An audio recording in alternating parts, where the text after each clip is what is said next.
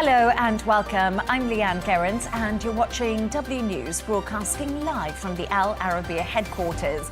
These are our top stories.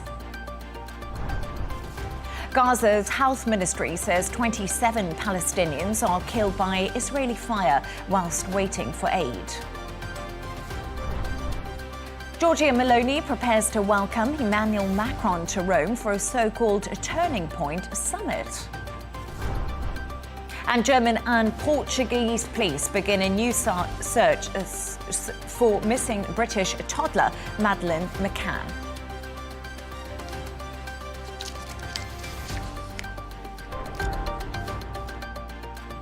Now to our top story, and according to the Gaza Health Ministry, at least 27 people have been killed and 90 others injured by Israeli fire whilst waiting for aid in Rafah. It is the third day in a row that Palestinians have died after Israeli military fired shots at crowds during aid collection. Israeli forces have confirmed the incident took place a kilometre away from the US-backed Gaza Humanitarian Foundation aid site. We can now speak to our correspondent, Trent Murray, who is in Tel Aviv. Trent, thank you so much for joining us. It seems as though these types of deadly incidents are almost daily at these aid sites. What more do we know?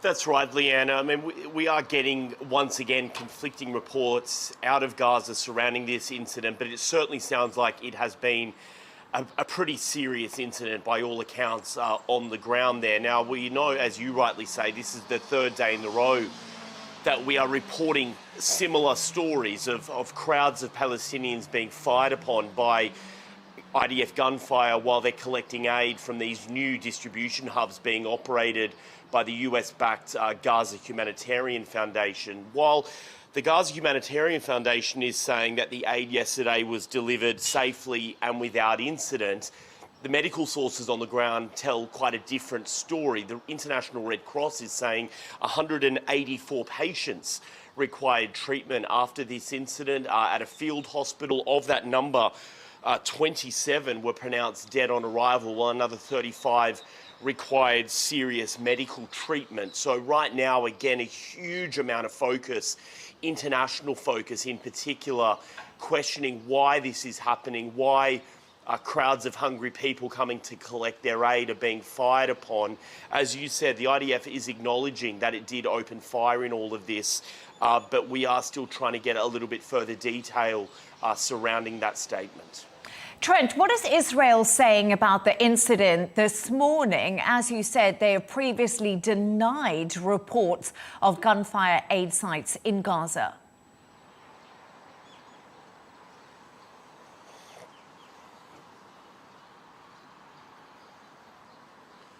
Well, that's what makes this latest incident different, because, as you said, in the past, particularly the allegations yesterday, they said that they did not open fire at all, and the GHF called those claims fabricated and untrue. But this latest incident is different because the IDF, by its own admission, did see its troops open fire on the crowd. I've got some of the statement which explains from their perspective what has occurred here. They said that crowds were gathering to collect their aid at the distribution point in Rafah. They were on organised routes when troops spotted what they are describing as several suspects approaching those IDF troops who were not on the pre-approved path. They say that at that point, they opened fire for warning shots, but those suspects and crowds did not disperse, which is when the troops carried out additional fire next to several suspects who approached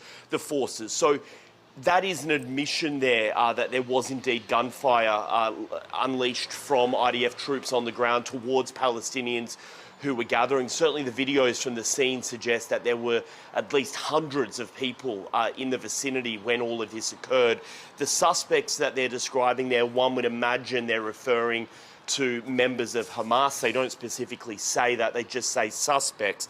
But needless to say, the Red Cross is reporting 184 people were involved in this incident. You would imagine amongst them are a number, if not the majority, innocent civilians once again being caught in the crossfire of a deadly incident involving the IDF. And Trent, are the killings near the Gaza Aid Centre deepening criticism of Israel's new distribution system, which we know is backed by the US?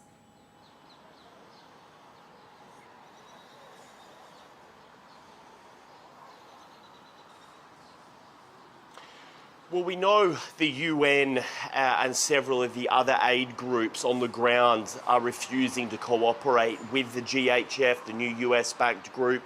They had been calling into question safety procedures and whether this was a safe mechanism to deliver the aid. The UN's assessment is that it wasn't, and they are now, as you would imagine, pointing at these incidents that we have seen and are calling for an international investigation to try and work out why gunfire keeps being reported at aid delivery distribution sites being operated by this US-backed group. We heard from the UN Human Rights Chief, Volker Turk, who has decried these deadly attacks, as he described them, on civilians and has called them a war crime. We also know, of course, that the UN is now calling for an international investigation to try and work out exactly why these I'm trying to avoid sneezing here, to try and work out exactly why gunfire is being reported as civilians are just coming to get their aid. And we need to remember they are being invited to do this. They're being encouraged to do this by the GHF, to come to these aid delivery sites. But it appears that in several instances now, when they arrive, upon being invited, that there is gunfire being reported. One would imagine that is not good for building trust on the ground around this new aid delivery mechanism, which both Israel and the US has been putting high hopes on as a way to try and wrestle control of aid away from Hamas warehouses. Trent Murray in Tel Aviv, bless you for nearly sneezing there. Thank you so much for joining us. Let's bring in Adnan Abu Hazza, UNRWA media spokesman, who will join us now. Adnan, thank you for joining me on the show again. We've just been speaking to our reporter, Trent Murray, who's in Tel Aviv. Killings have been reported near a Gaza aid site for the third day.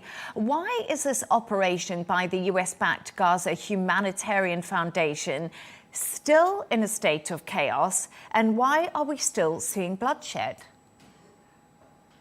Yes, we have warned against that many times, and we expected, all these scenarios. Actually, when you replace 400 food distribution centers, run by UNRWA, replace them by 4 food distribution points, it's, this is what will happen. These guys who are actually running the new food distribution, points in the southern part of Gaza, they are military. They don't have experience. They don't have the technical experience.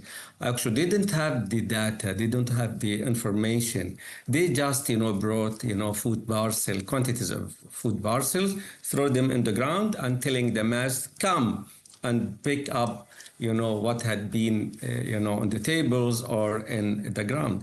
Human work, or, it will not go like that, actually. How come that you are asking people to go on food for miles and miles to get the food parcels? People are exhausted. They are very, very, very tired. What we know about the international aid work, that you go to the starving people, to the hungry people, not asking them to come. Besides that, all the time people, they want, a trustful, food provider or a trustful service provider, actually. What we have been hearing from the Israeli side, that this organization had been established because they want to push the Gaza population to the southern part of Gaza Strip, and after that, they will push them to migrate outside of Gaza. Many Israeli officials are saying that on daily basis. It's unbelievable. So people are, suspicious of what's going on, but they are under the huge need. They go there trying to get some food parcels, to get water, to get whatever, they need. But unfortunately, every day we have been seeing, the killing, and nearly we are talking about more 100 people had been killed and other hundreds had been injured since the establishment of this organization in the southern part of Gaza Strip. An extremely desperate situation, you explain there. The United Nations is demanding an investigation into the killings, saying these civilian deaths could amount to war crimes. Is Israel, in your opinion, committing war crimes? And why isn't the UN stepping in to help more, like UNRWA? Look, I'm not in a position to determine if it is a war crime or genocide or something like that. But we have other UN bodies. We have ICG. We have, many actual legal bodies in the UN system who can determine that. But certainly there are crimes are being committed inside the Gaza Strip, because, we have been seeing, watching actually, hundreds and hundreds of people are being killed, of innocent people. When we talk about 50,000 kids that had been, 50,000 kids had been, injured and killed inside the Gaza Strip, what they call that, if there are, of course, there are, crimes, that have been committed inside the Gaza Strip, but it needs investigation, actually. We call for international investigation, to say its final word about what's going on in Gaza. And we have The Hague, we have all bodies working on that, and we hope that they reach a conclusion on that. And I just wanted to ask your opinion, Adnan, how does the world avert mass starvation in Gaza? You said, there's The Hague, there can be an investigation, but we know investigations take many years and people in Gaza right now are desperate. So what's the answer for these people right now? People in Gaza, they are looking for justice. They are now talking about the double standards of how the international community approach, how they approach what's going on in Ukraine, as an example, or on other, many countries where people, we are talking now about, 10% of Gaza population had been killed, injured, or disappeared, or under the rubble, and many thousands also had been, they actually died because of, they were sick, because they suffer from cancer, kidneys failure, and so many things. So 10% of any country, if Gaza, counted 10 million, as example, we will be talking now about 1 million people that had been killed and injured inside Gaza. It is the highest number, since decades, actually. We don't hear about, after the Second World War, something like that. It never happened. But people, they still hope that there will be, a real international intervention to stop all the atrocities, to stop, the unbelievable, suffering that they are facing, on daily basis. They still hope that one day, maybe it will be very close, maybe the intervention of President Trump or the regional Arab, powers like Qatar, Egypt, and the EU, as example, are exerting huge pressure now in Israel. They hope that at the end they will succeed to get something out of that. Adnan Abu Hamza, UNRWA media spokesperson. It's always good to have you on the show and your thoughts. Once again, thank you. Thank you.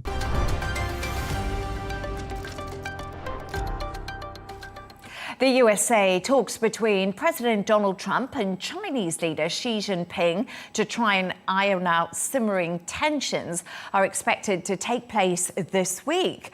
But there's been no confirmation from China on whether they'll actually go ahead. The two sides have traded accusations that each have violated the terms of a tariff truce, which was reached last month, fueling fears they might harden their positions once again.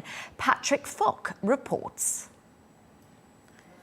Well, the sort of language that's being used to describe this potential call gives the suggestion that it may not in fact happen at all. White House Press Secretary Caroline Leavitt has said that she can confirm the two leaders will likely talk this week, but she hasn't said when and didn't guarantee that any call would take place either. And there's been no comment from the Chinese embassy in Washington whatsoever. It's difficult to see what might be achieved from a discussion in any case, given souring developments in recent days. Washington and Beijing have both accused one another of violating the terms of a truce, which brought down tariffs from astronomical highs previously.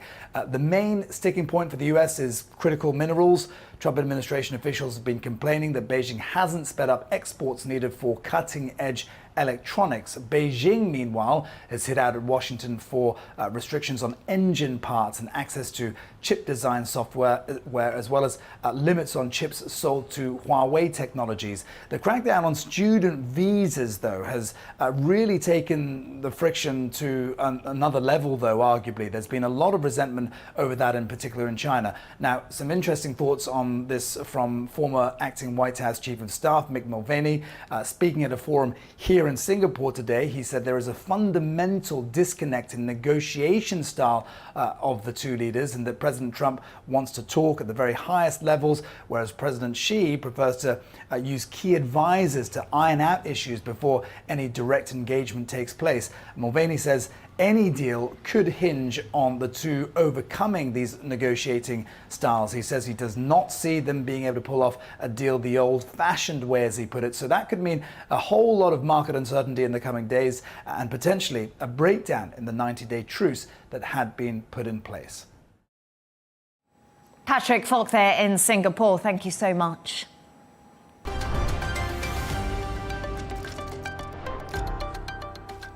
Now, Italian Prime Minister Giorgia Meloni will welcome French President Emmanuel Macron to Rome today in an attempt to ease tensions between the two leaders. One Italian newspaper has called the meeting a turning point summit after years of strained relations between the pair. Meloni and Macron have disagreed on sending troops to Ukraine and famously fell out during the G7 conference last year. Let's go live to Rome to speak to journalist Alina Trabatoni. Alina, thank you so much for joining us.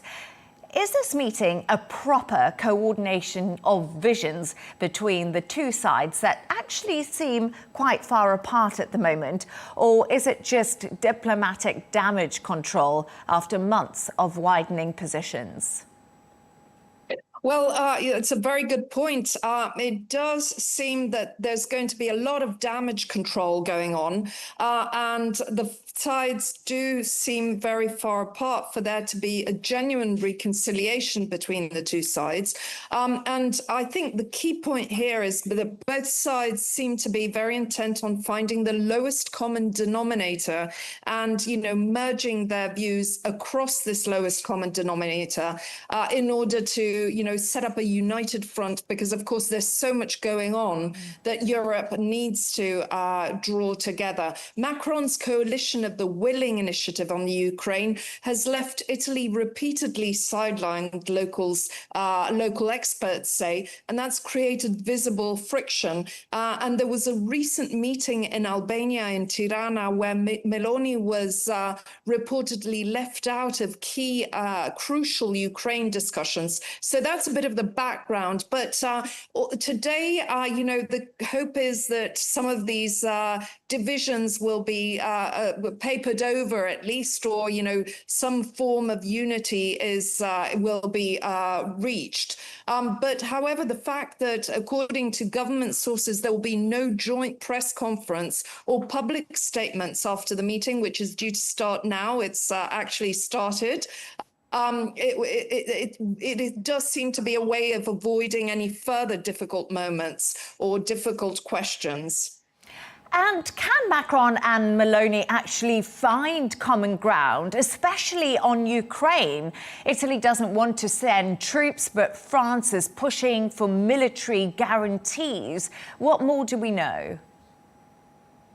Well, it is an issue that the prospects for meaningful agreement between the two do look very slim because of these very different positions both have. You know, France obviously wants a coalition of the willing to be ready to provide security guarantees, including possible troop deployment in the Ukraine. But Italy, of course, faces very strong domestic opposition to any military involvement. And of course, Macron comes from a very liberal political position, reform-minded political position, whilst Meloni's centre-right government has other discourses in place with its electorate. And Meloni has in the past been very, very clear, no Italian soldiers on Ukrainian soil. However, there is a lot of common ground because, of course, both leaders support Ukraine against the Russian invasion, and they want to maintain influence with Trump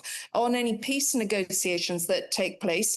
So they may find common ground on non-military support, financial aid, reconstruction aid, diplomatic guarantees they can provide without providing combat troops on the ground. So, of course, the challenge is for Macron, the need to make concrete commitments to make his coalition of the willing, credible, whilst Meloni, of course, needs to avoid anything that looks like military escalation to her voters. So that's, in a nutshell, what the two positions are. And of course, there are also suggestions and proposals on both sides. For example, Meloni's government appears to be suggesting, according to local government sources, giving Ukraine the protection under NATO's Article 5 collective defense agreement without actually having the Ukraine join NATO, which of course has been indicated as a big, big red flag by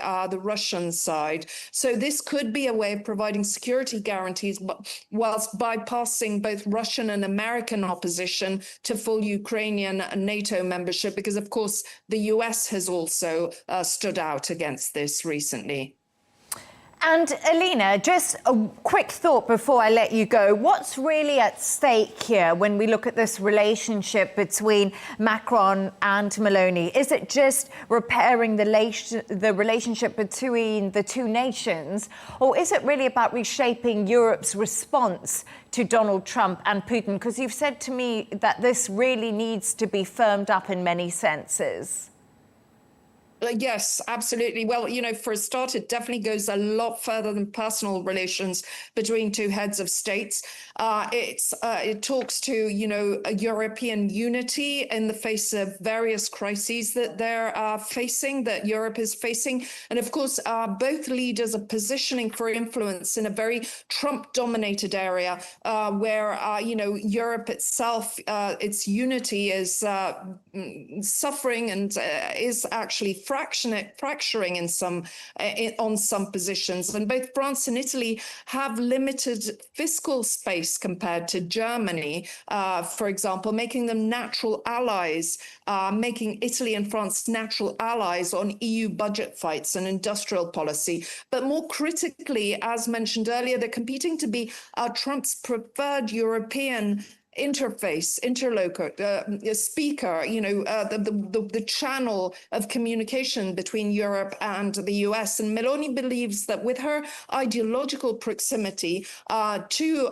Trump, this gives her a big advantage, while Macron very much relies on his previous relationship with Trump in the previous administration. So today's meeting is really about whether they can coordinate their approach to Washington rather than undercut each other. Though, and the winner could shape Europe's entire relationship with both America and Russia going forward. So, of course, personal chemistry and the personal relationship between the two matters, but what's really at stake here is geopolitical influence going forward. Alina Trabatoni in Rome. It's always fascinating having you on. Thank you so much for your insights. Thank you.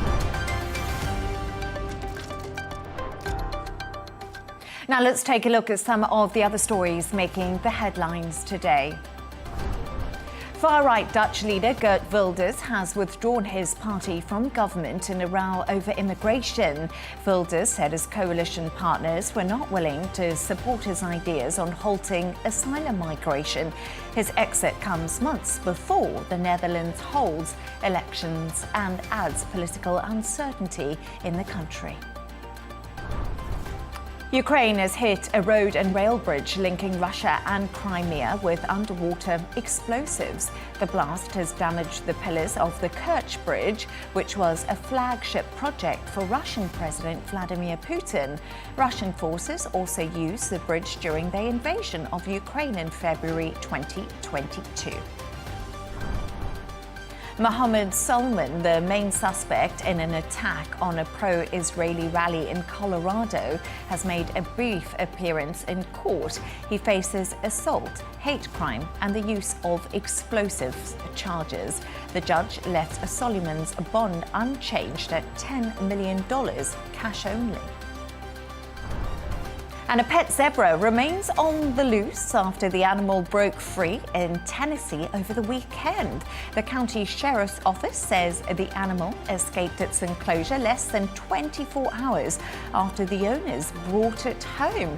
Environmental Literacy Council has warned that even though zebras are not violent, they can exhibit aggressive tendencies if they are provoked.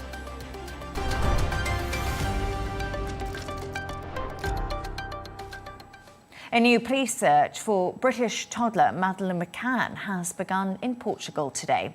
Portuguese and German authorities say they are covering the town of Lagos near Praia de Luz in the Algarve. Madeleine was 3 years old when she disappeared from an apartment complex in the area during a family holiday in 2007, becoming one of the most famous unsolved missing persons cases. We can now catch up with senior global reporter for the Mail Online, Nick Pisa, who's live in Praia de Luz. Nick, an absolute pleasure to have you on the show. Why is a new search underway in the Madeleine McCann case? Well, in essence, it's because the authorities in Germany who are investigating the prime suspect, a man called Christian Bruckner, have appealed to Portuguese authorities to carry out these searches in the area around Praia de Luz, which is where Madeleine disappeared from when she was just 3 years old, as you say, in 2007. So that's almost 18 years ago. And they've asked Portuguese police to grant them access to an area of scrubland about 3.5 miles, 5 kilometres away from Praia de Luz. And I spent the day up there, and it's quite desolate and isolated. There are quite a few abandoned, derelict farmhouses and outbuildings out there. Many of them have no roof, and you can see that some of the police officers are wearing hard hats there for obvious health and safety issues. And they've been using pickaxes and shovels to dig away at the ground, and they've also been using chainsaws and strimmers to cut away at undergrowth, because we expect them to bring in ground-penetrating radar at some stage just to check the area around these houses to see if the earth has been disturbed and to see if possibly there is something under there that is worth investigating further. Nick, you're on the ground, as you just mentioned to me. Is this latest search a race against time to try and charge Christian Bruckner, the main suspect in Madeleine McCann's case? Is this the feeling that you're getting while you're there? Yeah, in essence, it is, yes, because, as I said earlier, Christian Bruckner, who police in 2020 in Germany named as the prime suspect for the abduction and murder of Madeleine McCann, he is actually serving a 7-year jail sentence for rape. He was convicted of raping an elderly US woman who lived here locally in Praia de Luz, and he was convicted in 2019. And he is eligible for release at the moment, but he's been kept in for various reasons while pending the police investigation and other crimes that he was convicted of, minor misdemeanors, while he was in jail. But now that clock is ticking, as you say, and come September, he will be freed from his sentence. There is the possibility that he could actually remain in jail until January 2026, because I spoke to the prosecutor a little earlier this afternoon, and he told me that there is the question of an outstanding €1,500 fine that has to be paid. And if that isn't paid, then he won't be released until January. But yes, in essence, they are looking for something concrete, some concrete evidence that they can use to charge Christian Bruckner with Madeleine McCann in potential murder, because they are of the firm opinion that she has been murdered. So, as I say, what is bringing them here is a lot of circumstantial evidence. We know that Christian Bruckner lived here. We know that he worked here. We know that his phone was triangulated to this area. And that's why the police are focusing their attention on this scrubland. As I say, it's about 3.5 miles away, 5 kilometres from Praia de Luz. They've looked in these outbuildings, and as I came away a little earlier, they were also looking at 2 wells. They drained those wells with water with the help of fire brigade, and they were examining them. We understand from the German authorities that they actually do have permission here to work with their Portuguese counterparts until Friday, although they are saying that they do expect these searches to be wrapped up as early as Thursday. And Nick, Christian Bruckner has always denied any involvement in this case of Madeleine McCann. But do we know if the German police actually have any solid leads that could help them solve this case, and that's why they're back in this area? Well, they are playing it very close to their chest. It's a question that every journalist has asked the German prosecutor. Why are you so convinced that Christian Bruckner is involved? What is it that you have on him? You know, you announced to a great fanfare in June 2020, let's not forget that, 5 years ago now, that he was the chief suspect in this case. But you have not brought any charges again. Let's see the colour of your money, if you want, for a colloquialism. But they are not releasing any evidence. We do know, as I say, that he lived here, he worked here, his phone was triangulated here. Back in 2007, when Madeleine disappeared. He also has serving 7 years for rape, and he also has convictions for paedophilia committed whilst he was a young man in Germany. So, as I said, there's a lot of circumstantial evidence. Whilst he was back in Germany a few years ago, they found CD hard disks and USB sticks on which there was paedophile material on them, and there is some suggestion that perhaps there is data on that information that links specifically to this area of scrubland near Praia de Luz where they are searching. And Nick, many of the UK's newspapers feature the search of Madeleine on the front pages. She's been missing for 18 years.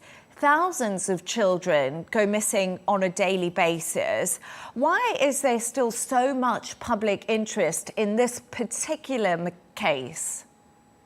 Yeah, that's a very good question, because, as you say, hundreds of children go missing each year. And we should also say that the Metropolitan Police have a dedicated unit committed to investigating the disappearance of Madeleine McCann, which was set up more than 10 years ago at the request of the then Home Secretary Theresa May, and which has received £13 million worth of funding from the taxpayer.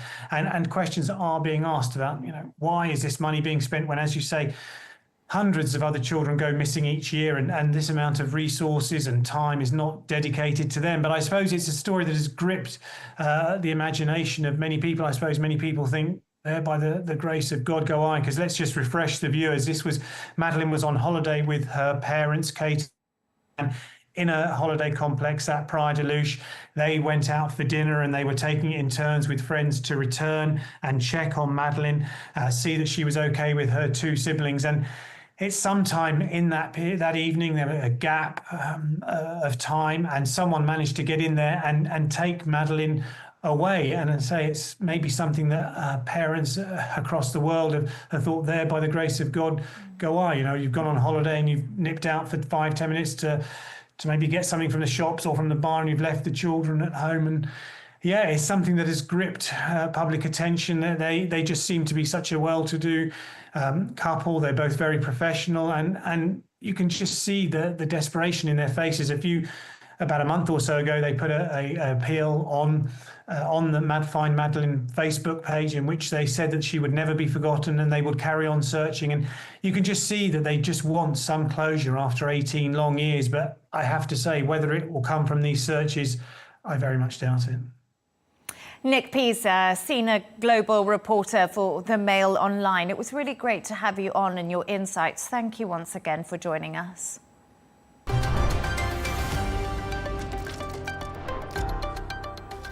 Let's take a look at the top of business news now. India's heavy industry minister has said Tesla is not interested in manufacturing in the country. The remarks were made as the Indian government issued detailed guidelines for a scheme to promote EV manufacturing. This is the first time that India has publicly admitted that it has not been able to lure investment from Elon Musk. Disney is laying off several hundred more people around the world, with workers in its film, television and finance departments all impacted. The entertainment giant has been under pressure as viewers move away from cable TV subscriptions in favour of streaming platforms. Turning to all the sports news now, when Britain is threatening to take Roman Abramovich to court to seize the proceeds of his Chelsea FC sale. Abramovich, who is sanctioned by the UK over his alleged links to Vladimir Putin, sold Chelsea for £2.5 billion to an American consortium in 2022 after Russia's invasion of Ukraine. The funds, which are frozen, are intended to help victims of Russia's war in Ukraine. An English amateur golfer, Taylor Weaver, has qualified for his first major. The 22-year-old will make his US Open debut after earning a spot in qualifying on what is known as golf's longest day. Weaver earned his place after playing 36 holes at 10 venues across the US and Canada in a bid to claim one of the 47 places available for the tournament, which does take place in the middle of June.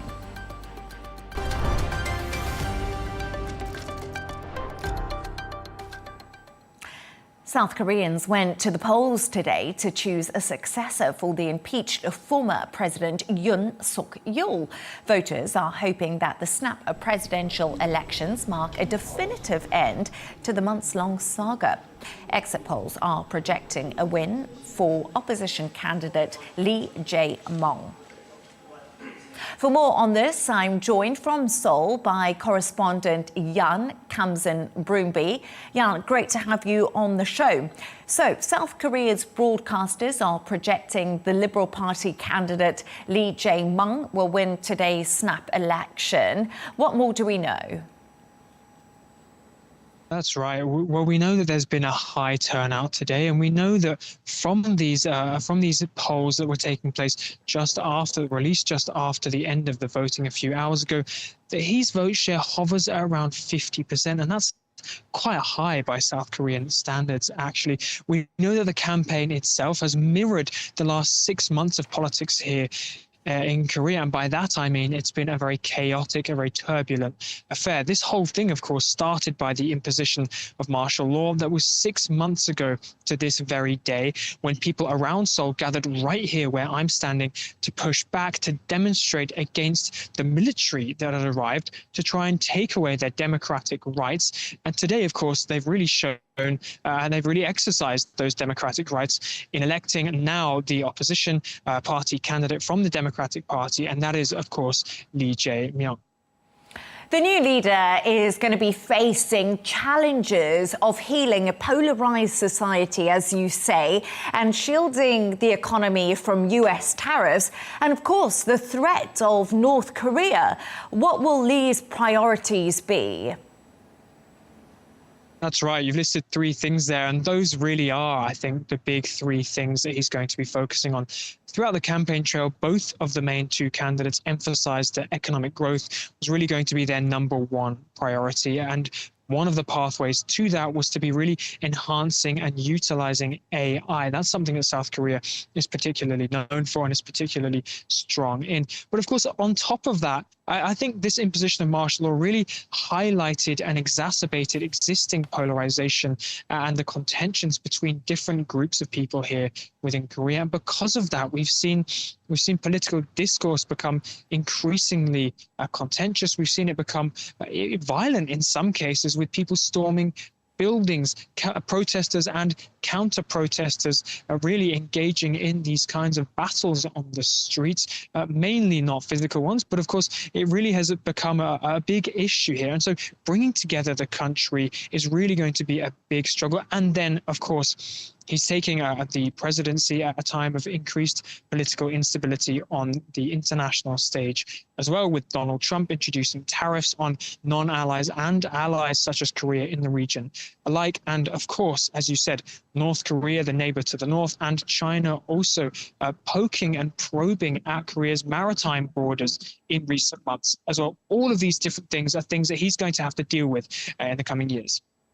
And you mentioned earlier, but 78% of eligible voters actually cast ballots today. And what prompted such a high turnout of voters? And you're there in Seoul. What's the atmosphere been like? Well, I can tell you that the party for the Democratic Party's victory, the Victory Party, essentially, is just a few hundred meters away. I was speaking to some people there who were saying they're relieved that the last 6 months they described as sad, and they said this is exciting. Another person I was speaking to had come all the way down from just next to the North Korean border. He had arrived early because of the opinion polling suggesting that Lee was going to win. He said he was going to be coming here to celebrate a victory for democracy. That's how he saw it. So a jubilant atmosphere in the air for the supporters of Lee and the supporters of the Democratic Party. Of course, the supporters of the main opposition party, the People's Power Party, much more subdued. We were listening to what they were saying in the last few days. They perhaps were not expecting to win, but I think they also weren't expecting to lose quite this badly, is what we seem to be hearing from them. I will say, of course, also that he's going to have to try and bring these people together, and he's going to have to try and find a way of bridging the gaps between those two experiences here.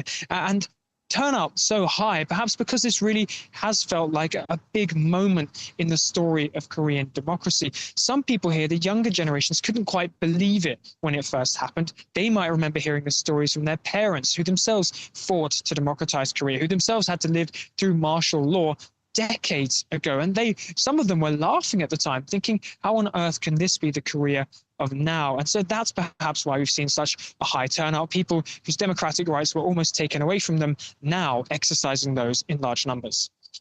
Yan, and we're also just getting a breaking news line through, and it's saying opposition Lee Jae-myung wins South Korea election after months of martial law chaos. Appreciate you joining us from Seoul. Thank you so much for your insights.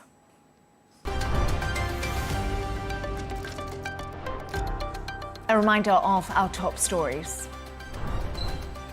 Gaza's health ministry says 27 Palestinians are killed by Israeli fire whilst waiting for aid. Giorgia Meloni welcomes Emmanuel Macron to Rome for a so-called turning point summit. And German and Portuguese police begin a new search for a missing British toddler, Madeleine McCann. And that's all from us on W News. Don't forget to subscribe to our YouTube channel and also follow us on X. Counterpoints with Melinda Nusafora is coming up next. Plus, we'll be back in just a couple of hours' time with W News Extra. Goodbye and thank you.